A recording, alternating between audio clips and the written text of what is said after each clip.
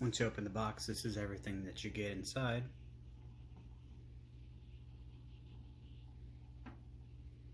And this is from, as it says right here, Black Series. It's from the Obi-Wan Kenobi TV series from Disney+. It's got those nice red eyes. It's got that gunmetal off black color that you would see in the show. Most people think that Darth Vader is just pure black, but he's not.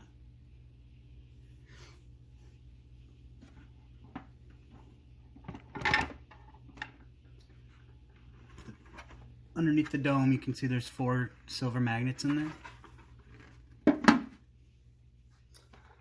which connect to the top of the 4 magnets on the top of the dome. And you might be wondering, what is this piece right here? If you look in the manual, it's actually to support the neck brace, which as well is fully detailed.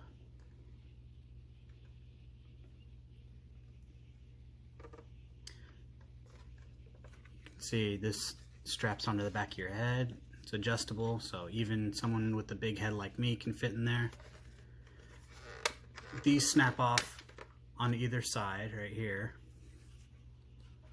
and that's where you put in 2 AAA batteries. All that detail. I'll break this apart in a minute so you can see better detail. Those just snap right back in place, real easy. On this side, you have a button. What does that do?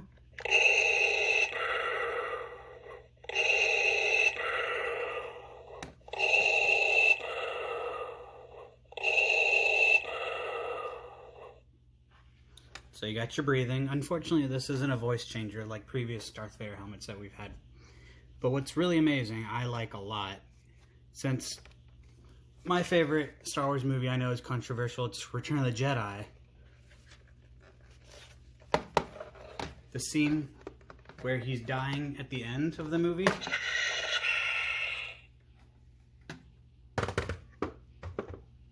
When you press this button again, now that there's only the half helmet,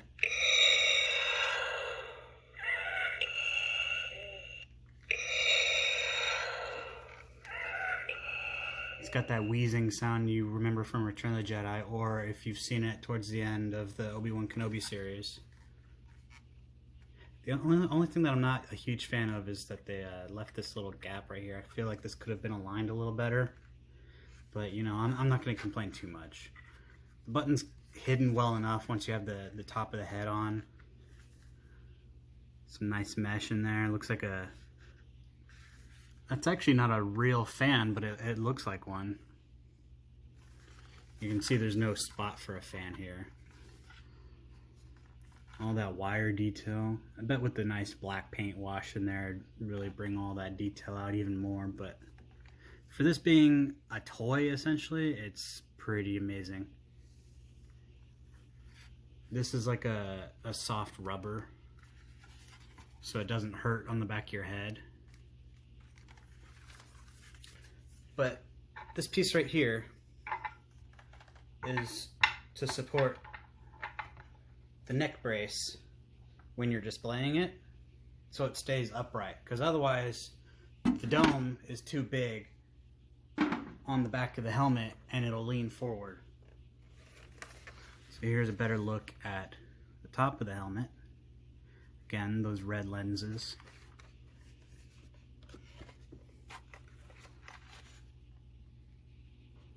All that detail is just crazy for a mass-produced helmet. Who would have ever thought? There's actually some pretty nice padding up here at the top. It's real squishy.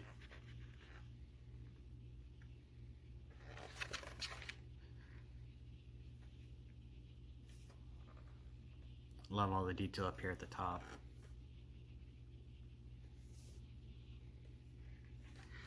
And then, yeah, just the magnets right here, 3 on either side, 3 on either side on the bottom.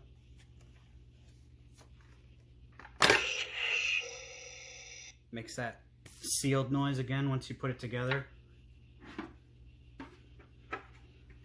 You saw the magnets at the top of the dome.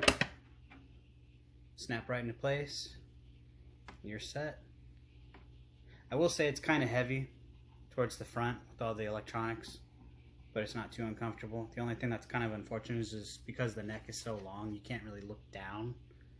But I mean, if you're going to be wearing this at a convention for maybe just a couple hours, it's not going to be too bad. This isn't something you're going to want to wear all day. It's mostly a display item in your collection. As far as accuracies, one of the only things that kind of bothers me is the nose, actually.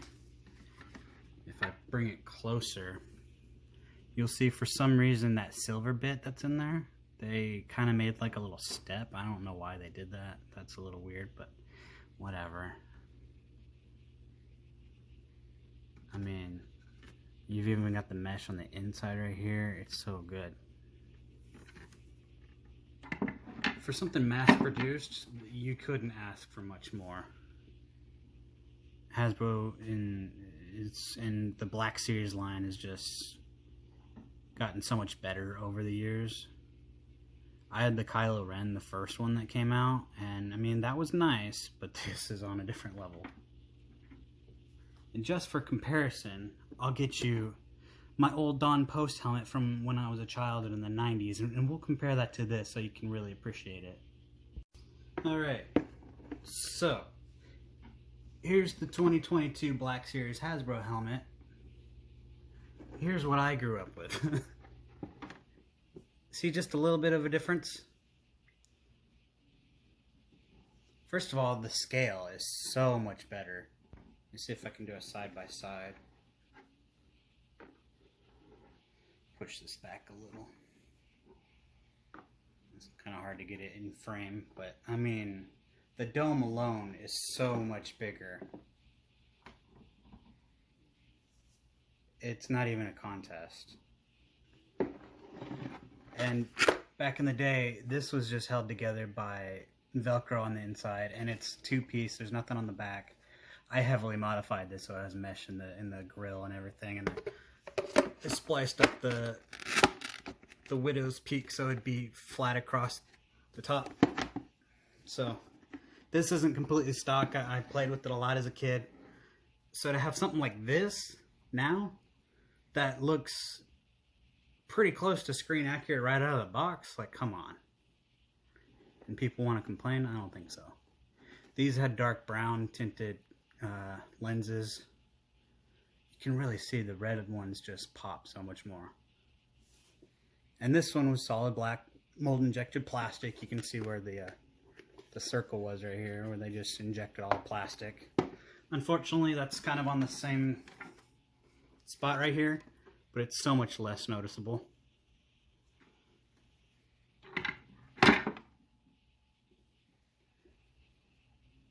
Yeah, so here you go, 90s, 2022. Not even a contest. Something I do find a little strange, and this is no fault at all to Hasbro, and the product looks just fine, but in the show, in the series Kenobi, I don't understand why the Widow's Peak here is pretty much straight across or curved, when in A New Hope and Rogue One, you've got the point.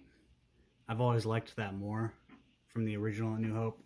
And the dome is like a high medium gloss or a satin, when in, again, Rogue One and A New Hope, it's more of a matte finish. But I mean, that's more of a continuity error with the show and the movies than the actual product. The product just displays what it looks like in the series, so I can't fault them at all for that. So you've probably been thinking, this is all good and well, but what does it actually look like on a person? So we're going to go ahead and go piece by piece, and I'll show you. Take the neck brace, unsnap it, put it on the back. Real easy, easy enough, and it stays in place because it has the longer neck, unlike that last Black Series one. So, right where you would expect the voice modulator to be, it's going to be there. Like I said before, the only thing that kind of sucks is you can't look down. You got nowhere to go. Alright. Yeah, now that there's no dome in the back, you can really see the red on that. Elastic band.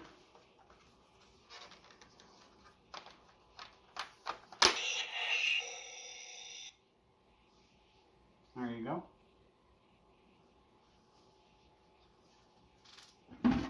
Last but not least. And there you go. Even by yourself, it's real easy to get on and off.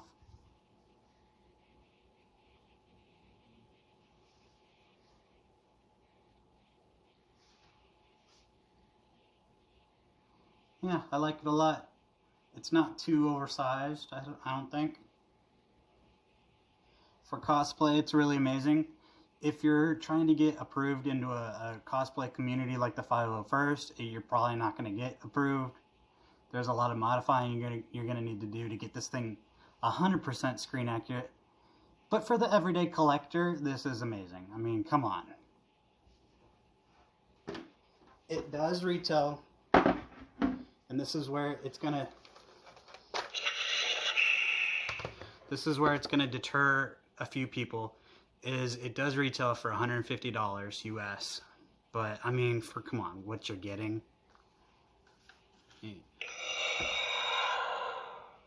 Like, I always wanted that when I was a kid.